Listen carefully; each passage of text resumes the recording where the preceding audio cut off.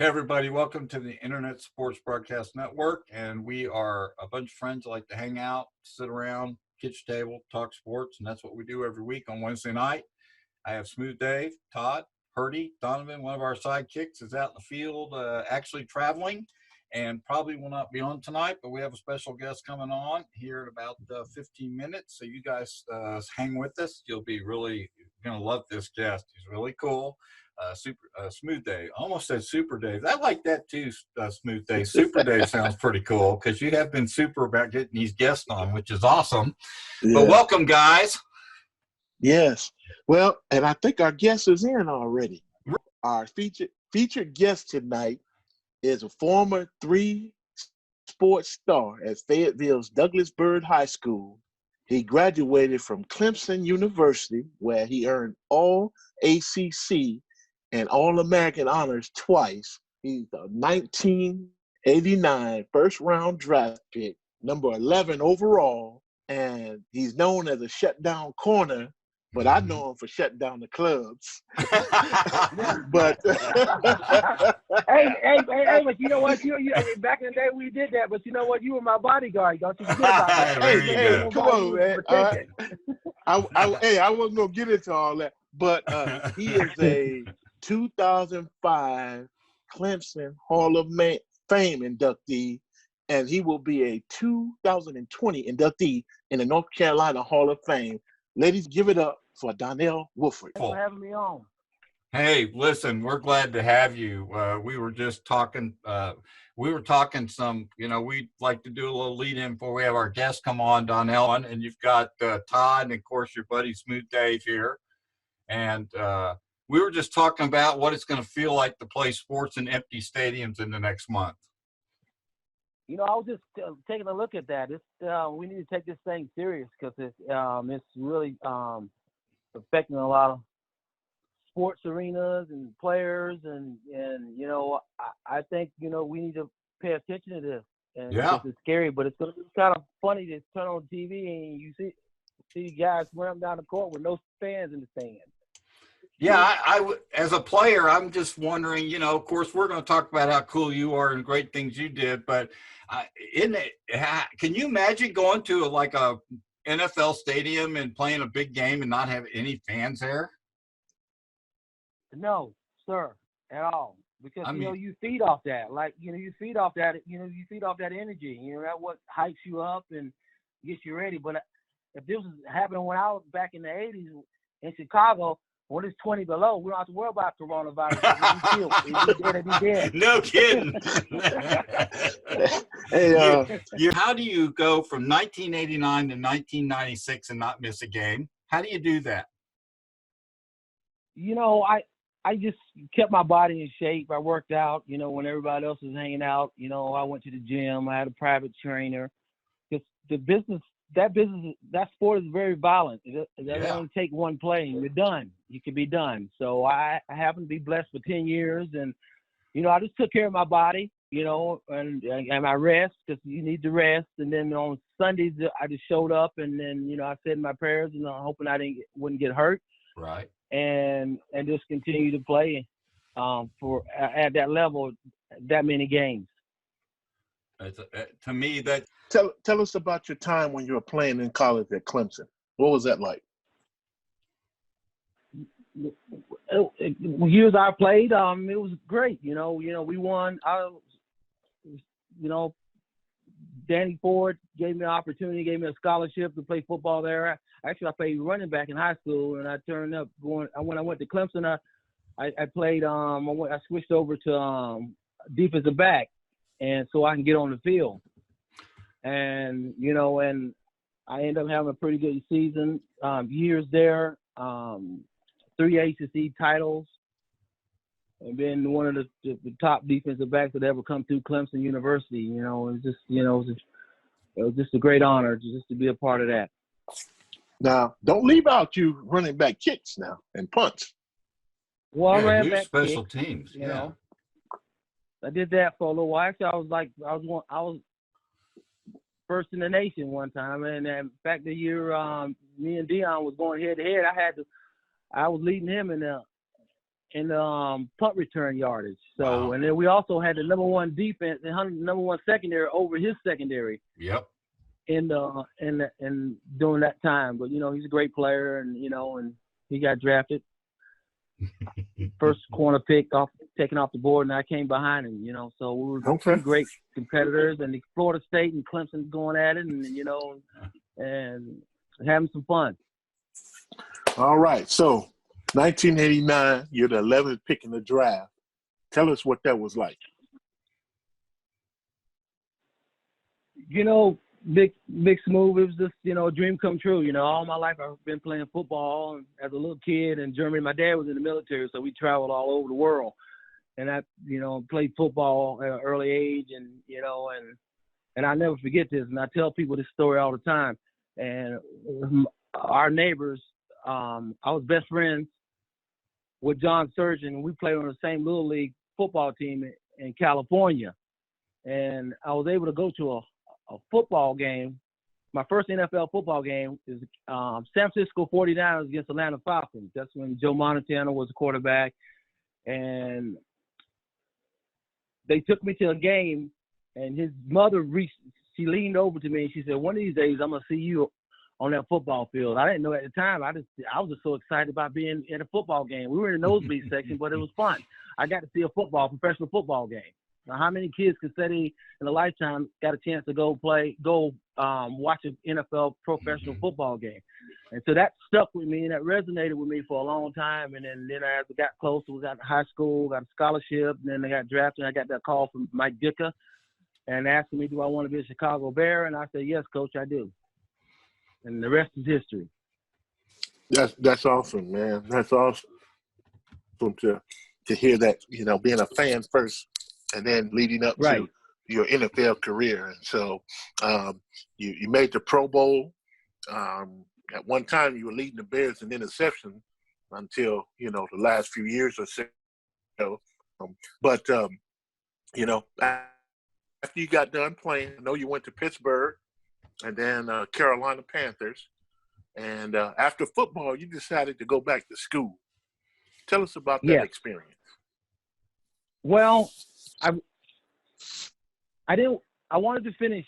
I knew at some point in time I was going to go back and get it because I have 3 kids, and I always tell them, you got to get your education. You got to get your education. I said, well, I'm preaching that, and I need to make sure I have mine. So I went back in 2016, and I graduated in 2017. And I also was able. Coach Swinney gave me an opportunity to coach on the sideline, and which was amazing, to work with his staff and the kind of person he is, and to give me that chance to know that, I was a pretty good player in the 80s, and he invited me into his world. And we ended up winning the national championship game, beating Alabama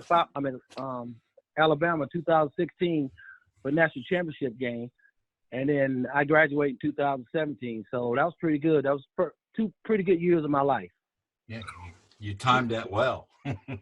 Clemson's just year in and year out had awesome sports programs in football. I mean, just unbelievable. ACC has just been, they're still dominant, So did you actually Donnell, did you actually physically coach on the sidelines? Were you like a defensive back coach for them part-time? Yes, I was support. I was support staff. So I was there to support. I mean, he had his staff in place. They had had some guys come on as Bill Spires. We were the 2 guys that he picked out to come and be a part of his organization, the coach on the sidelines. And so we helped out. So I helped. Mike Reed was the defensive back coach, and I assisted him. Okay. And so these 39 interceptions you got, I believe that's correct. Is that the amount you had? Is that your career interceptions you had in NFL? Did I have that right?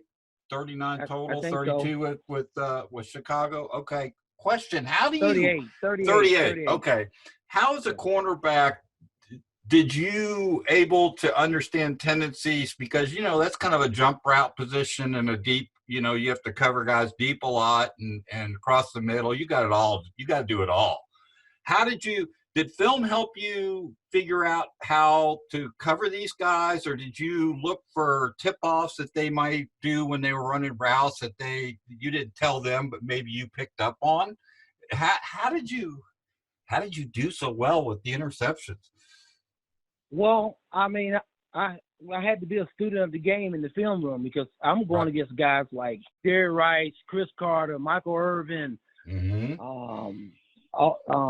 Andre Reed, and those Hall of Fame receivers, Harper, and so I didn't want to embarrass myself, and so I studied my opponent, and then I went out and executed to the point where I was making plays and was able to get my hands on the football. Let me ask you this, Donnell. What's your most memorable game? Whether college or pro? As a college or a pro? Or both. Either one. College, a one-hand interception on the sideline in the Citrus Bowl against Coach Ford was the head coach.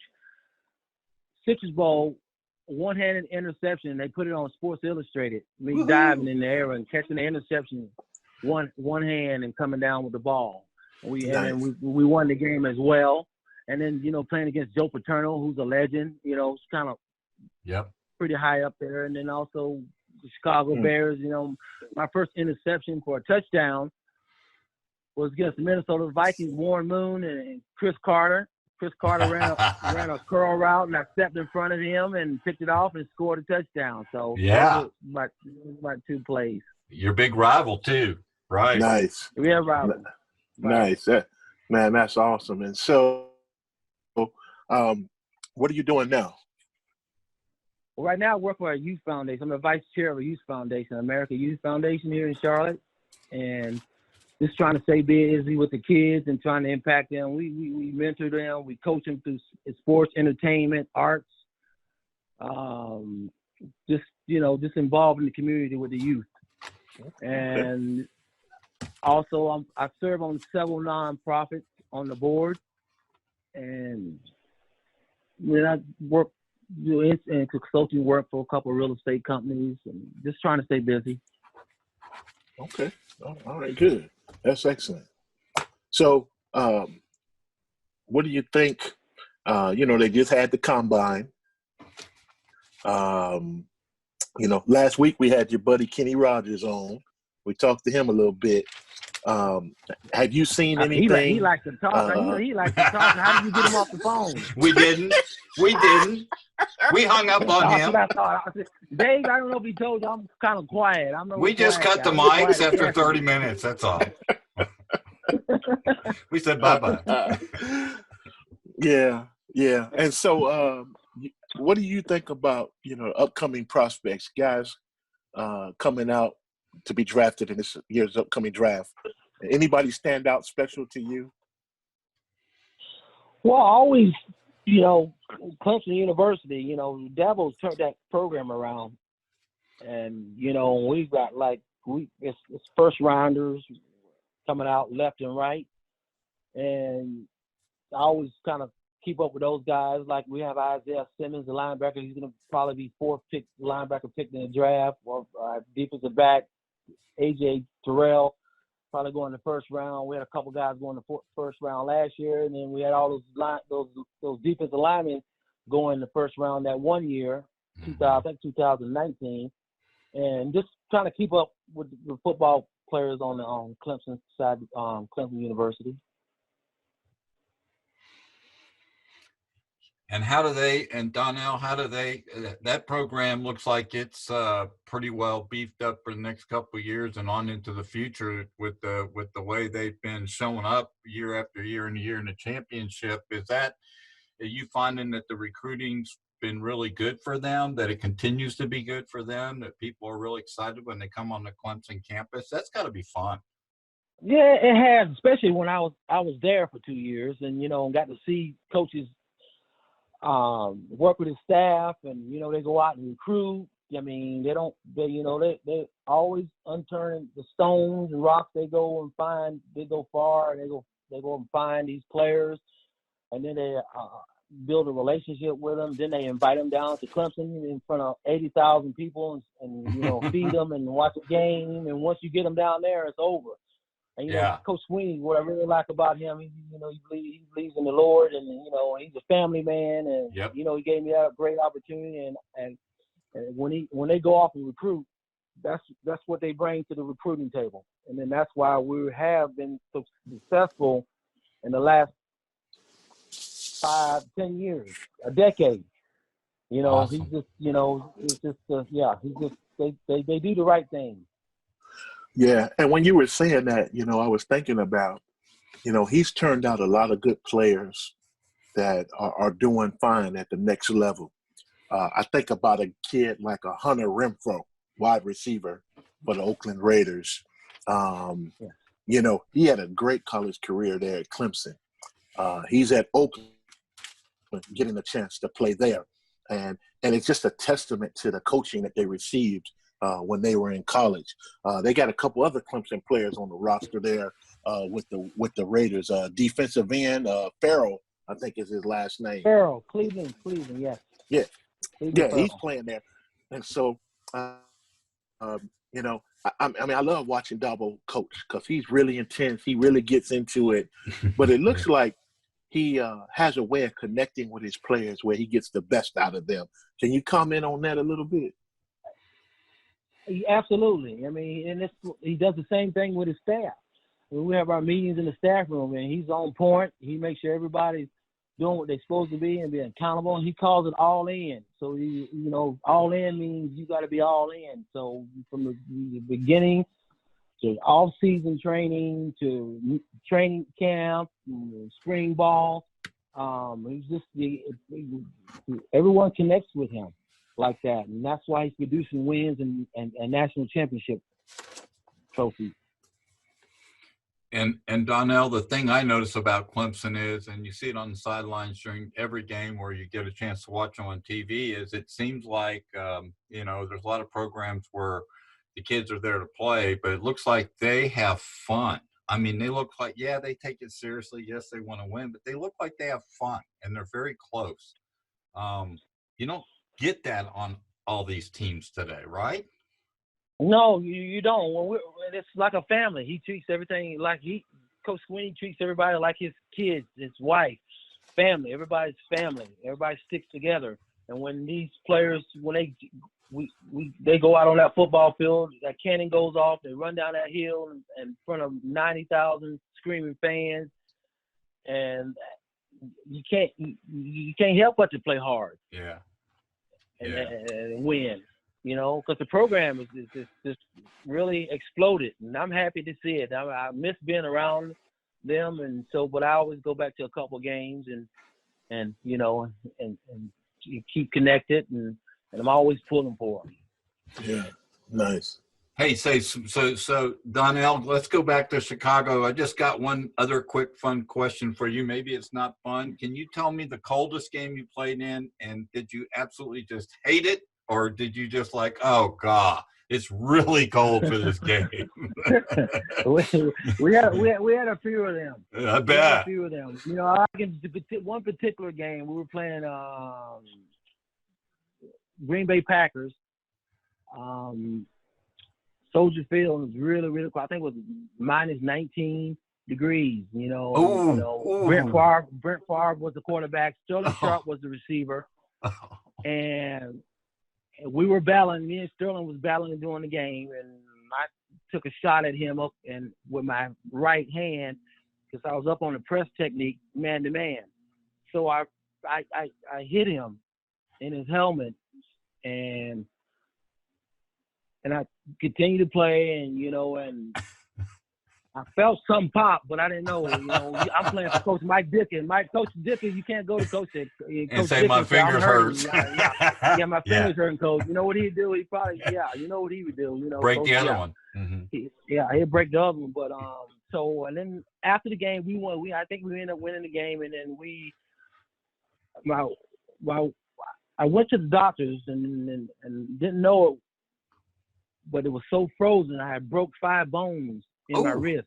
Oh, God. And then something, and it was frozen. So the next day it had thawed out because I was playing, because you had the adrenaline flowing. You trying to win. You're not gonna, you feel something hurting. You're not gonna quit. You're gonna keep going because you're out there trying to win a football game in the cold weather with no sleeves on. I mean, a lot of times we would come out the tunnel with no sleeves on. Everybody else on the other team would come out with their sleeves on, and they said, "How do you guys play in this weather? It's so cold, and why you guys do not have sleeves on?" Yeah. And I'm like, "Well, because we're cold, but we just want to let you know we're trying to get in your head." Yeah. So okay. So that's all that is. Put Vaseline. We're trying to get in your head. Right. But that was pretty scary moment there. And then I ended up putting a cast on and playing for the rest of the season. I got shot up and continued to play. That's good. There you go. All right. So Dave. So who was the toughest receiver you had to cover? Oh, wow. Well, I mentioned a few of them already. Well, Jerry Rice, I think, was pretty good. You know, he had Michael Irvin, Sterling Sharp. You know, I think Jerry Rice would be I would put him at the top of the list.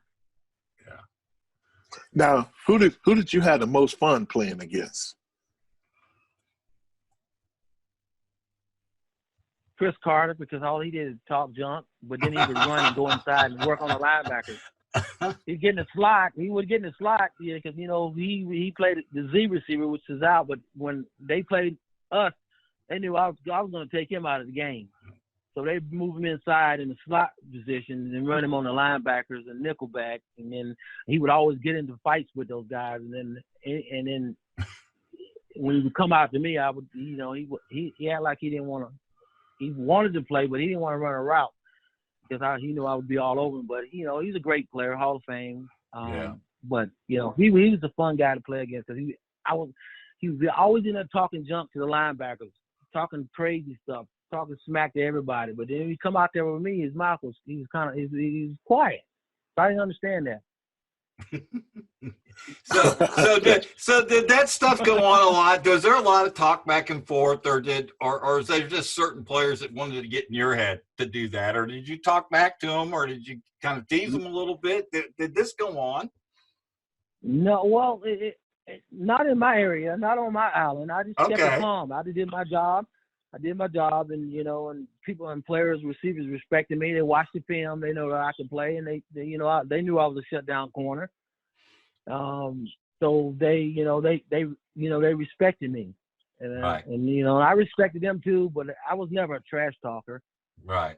But I didn't have too many people getting in my face because I was doing my job. But I think trash talking, too much work. I need all my energy to cover you. I don't need to be running my mouth. I need to be working my legs. Yeah, you let the interceptions and the work prove your point. That's yes, awesome. Sir. And you did. Yeah, yes, sir, man. Well, man, we appreciate you being with us tonight. You got another question? Yeah.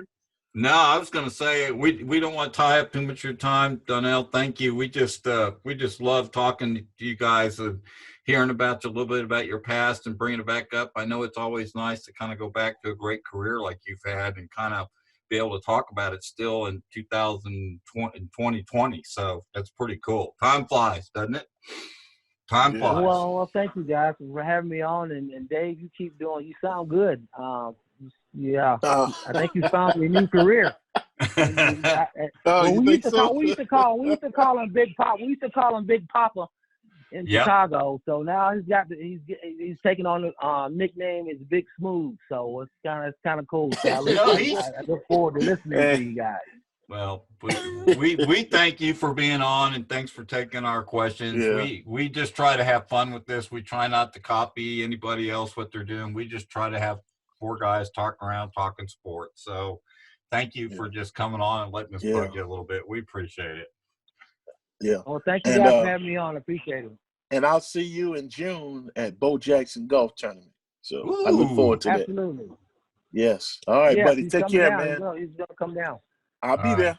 I'll be there. All right. Take care, guys. Have a good night. Right. Thanks, Donnell. So Smooth Dave. Yes, sir.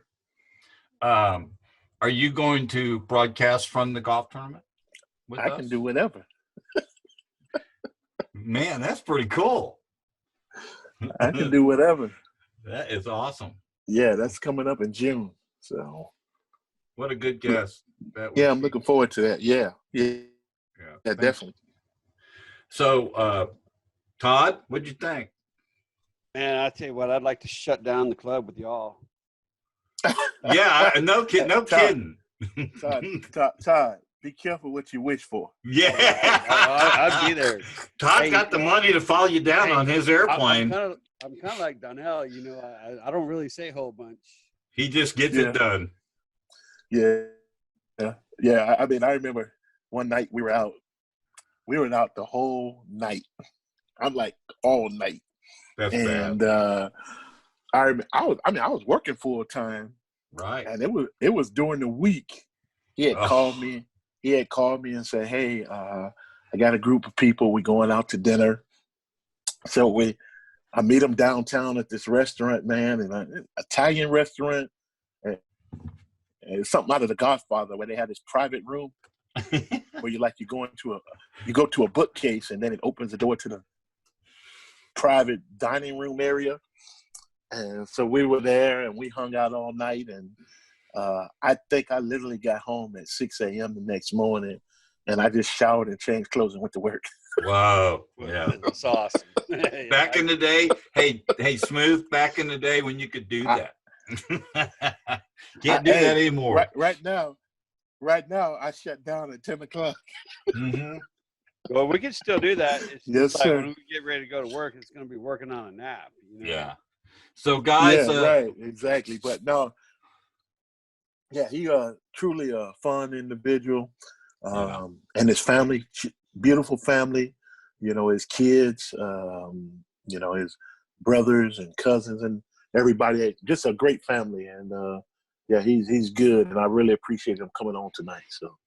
Yeah. And I'm telling you, I'm sitting here looking at his resume. NFL resume is gold, as we say. Yes, sir. Right. So. Yes, sir. All right, guys. Yes, well, we missed Donovan tonight. I kind of miss him chiming in. Yeah. And you know. And that's okay. He'll be mad he missed this. Somebody should text him and say, "Hey, we got Baker Mayfield on now. You got Oh, right. I'm gonna. Hey, we could like do that like next week. Why don't we go ahead and invite him and let's say we got a special guest coming on next week. Right, and you could like send out a text saying it's Baker Mayfield, and he'll probably like send a text. He's like, and by the way, for the listeners that are catching the end of this, he does not like him. We like him. Okay, we think Baker's fine, but Donovan just has a thing. So you know, Smooth Dave has already picked up on it, being on the broadcast for a short amount of time. It's just a running bad joke, and it works. I wanted to ask him, is he going up for they're going to unveil a statue of him at Oklahoma. I wanted to know if Donovan was going for the ceremony. I think we ought to go. I think he needs to go and get a picture standing next to it. Yes, absolutely. Hey, Herdy, I bet you we could like Photoshop. I'll take a picture of D, and then once I get that picture, I'll send it to you, and you can Photoshop it next to the deal, and we'll post it on the website. Yeah, I'll make him really teeny tiny and have Baker really, really big. Oh, right. That would make him mad. That would make him mad. Really tiny. It's fun to get him riled, Dave. Yes. Absolutely. But he did miss a good interview tonight, and he would have been excited because I know he would have had a bunch of questions about how the defense runs and how they scheme things, because he likes the technical side of football too. So that's good. Yeah. All right, definitely. guys. Hey, so real quick, maybe before we go, so we talked a little bit about the NCAA. Yes. But what about the NBA and all of this? Concern. I think their concern is valid. It is with this virus because we have no idea how bad this thing can get. Well, how about this one? All right. I mean, what little we do know with the mortality rate, of people that are older, kind of like us, it's not so good. I'm 60 years old. I'm in that loop. So I'm absolutely definitely thinking about it. But the weird thing is that I just can't imagine playing sports with some of the biggest events we've got coming up, the whole March Madness thing, the amount of revenue that goes into filling up these different regions, right? And how much the schools lose, and schools closing down, and it's crazy. But it's a health thing, so you have no choice. Yeah, and I mean, here's the thing, right? I mean, it could be years before they have any kind of antivirus, inoculation you can get. So the whole concept is for everybody to stop doing what they're doing, and not going to crowds, and that it just burns out. Right. Okay? That's how China's been successful, right? And so I mean, we already have the NCAA saying, hey, we're going to have games, but no fans.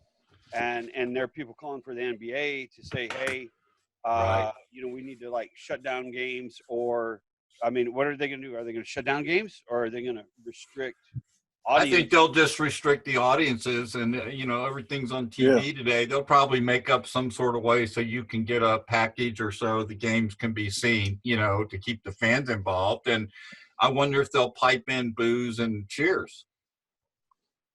Yeah. Well, here's the thing. They have to have airball. They have to have airball tape, boo tape. I mean, they're shutting down all types of events. I mean, hockey will be no fun because you can't yell "puck you" and stuff like that, and you can't bang on the glass, and you can't cheer about the fight. So two guys will start the fight in hockey, and they'll just quit because there's nobody watching. Right? Yeah. Well, and I mean, and the XFL has jumped on this as well too. Yeah. Because I think there was a proclamation made, and maybe is it in California or Washington, where you can't have gatherings of over 1,000 people. So the XFL is playing a game this weekend on TV with no fans. Wow. So I'm looking forward to seeing that, to see how that feels or how that looks. Yeah. It's got to be strange for the athletes. But here's the thing: the teams that are like 1 seeds and these teams that get home field advantage and stuff, there won't be an advantage. Yeah, no, good point. Because if you think about it, the fans are what always kind of gets one team that it's at home a better advantage than another. Big time. Absolutely. Absolutely. Well, and then think about the economic impact it's having. Oh, it's crazy. It's huge. And on the schools, on the fans, but how about the workers at these venues? Well, how about the workers, period, in any jobs are going to get laid off if they are sent home, right? Absolutely. Somebody said to me earlier today, they're like, well, hey, I'm 30 years old. I'm not worried about it. They should be doing South by Southwest. And it's like, look, man.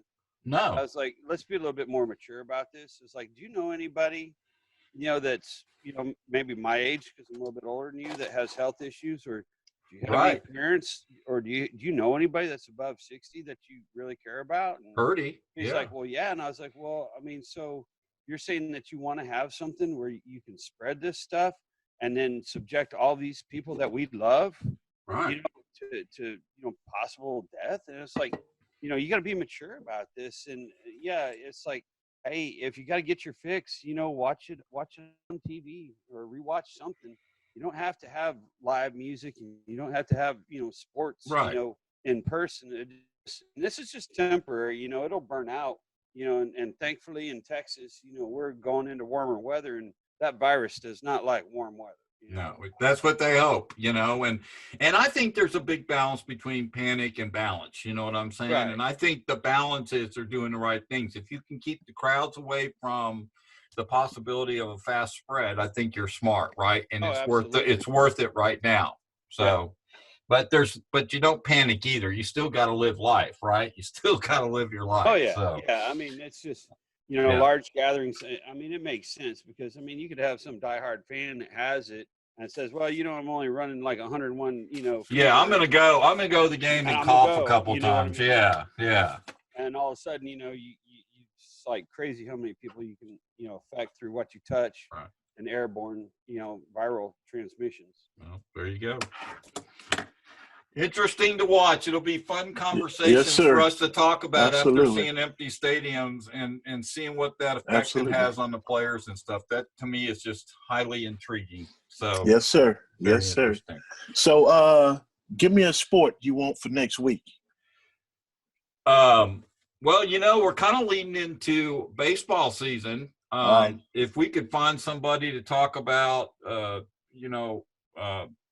I've been reading up on the teams that look like, they're going to be there at the end of the year.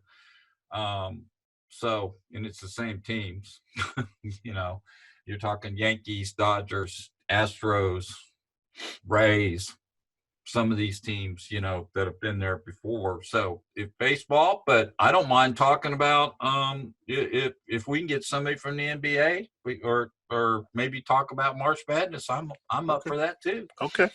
All right. Let me work on it. Let me work on it, and I'll put on my super producer hat. Right. Okay. Well, Dave, you're doing an awesome job. You've taken this to not the next level, but the level above that. Oh wow. Yeah. With the guests that you're bringing on, and if there's any way you've got somebody lined up early in the week, and man, let us know. Okay. Because then that way we can participate more effectively, gotcha. Not seem like such idiots. Yeah, Dave, before you came on, we were the platinum level. You're the super gold level, okay? So you're not even in the atmosphere, man. Come on, we were still playing wooden records, and you brought us to the gold platinum records. Yeah, okay. So we appreciate you, man. Dave, I was over in the corner, banging a rock with a stick, and it's like this is like way. But I can always claim, Todd, that I got him started back in the early 2000s, right? Smooth? Yes, sir. Absolutely. So there you go. Well, I'm excited. I do have a PSA. Everybody wash your hands. And Jeffrey Epstein, he didn't commit suicide. Ooh. Well, that's another show. That was my public service announcement. Okay, that's great. Fine, whatever. Hey, guys, you've been listening to Internet Sports Broadcast Network. Smooth Dave, Todd Donovan's out in the field tonight. Couldn't be with us, and Hurdy, and we'll see you guys around the corner next Wednesday night.